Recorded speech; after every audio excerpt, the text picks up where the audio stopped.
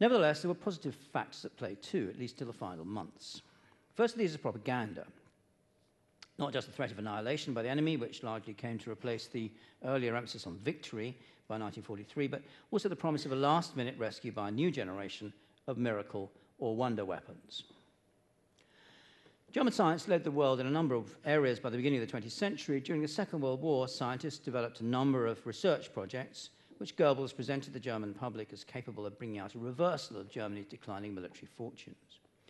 In 1943, Hitler himself held out the prospect of what he called hitherto unknown, unique weapons that would soon come into action. But significantly, the best publicized of these were named V weapons, standing for Vergeltung or retribution. In other words, their stated purpose was to pay back the Allies for the damage they'd done, not necessarily, in other words, to win the war.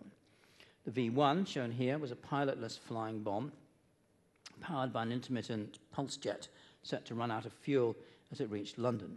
In effect, it's what we would call now a cruise missile. It flew horizontally and then dropped when the engine gave out. And the psychological effect was far from negligible, as Londoners waited nervously for the intermittent throbbing of the noisy engines to stop and counted the seconds of silence till the explosion came.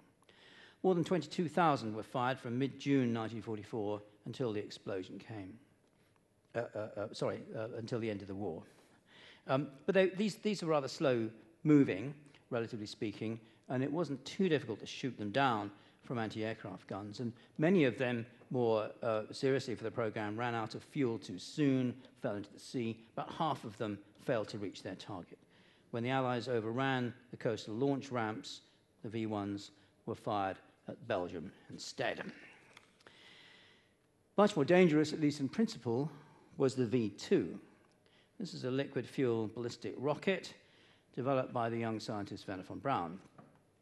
By October 1942, he'd solved the difficult problems of creating a stable trajectory, effective guidance systems, aerodynamic reliability, and Hitler ordered mass production to begin. The rockets shot skywards and descended vertically at a completely unstoppable speed. The Allies were aware of the threat and bombed the manufacture and testing site on the Baltic coast. Himmler, Speer, and von Braun relocated the factory to an underground site in central Germany, causing delays in production. But from September 1944 onwards, the first rockets were launched against London. Altogether, 3,200, although most of them were launched not just against London, but also, in fact, the majority of them against Belgium. In total, some 5,000 people were killed by the V2. Rockets are made by concentration camp inmates who were housed in such terrible conditions, subject to damp, overcrowding, disease, malnutrition, and the brutality of the SS, that 20,000 of them, a third of the total, died.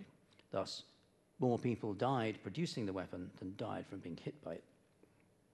The V2 could not turn the tide of war because it was unable to carry a warhead that could cause really major damage. The prospect of such a warhead was brought nearer by the scientists who, as here, were working on the creation of an atomic bomb. But they were never able to discover how to control the nuclear fission process. They lacked the necessary raw materials in the right quantities, including, for example, uranium and wolframite. Production and development of the bomb would have taken years, and Germany did not have the time.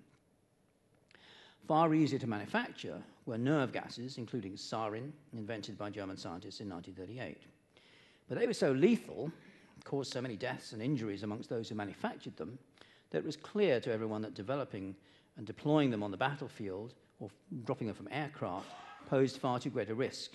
In any case, it was thought, widely thought in leading circles in Germany, that if nerve gases were used, the Allies were likely to have far larger stocks of them that they would then bring into action against Germany.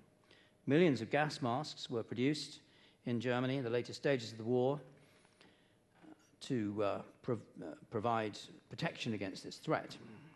But in the end, gas was never used. Here's a woman walking her child during a bombing raid. Many other weapons were under development, including the V3, a huge gun that could be aimed at London, jet-engined fighter plane, a heat-seeking missile, a ground-to-air rocket, a new generation of submarines that could stay underwater for long periods of time, a long-range reconnaissance aircraft,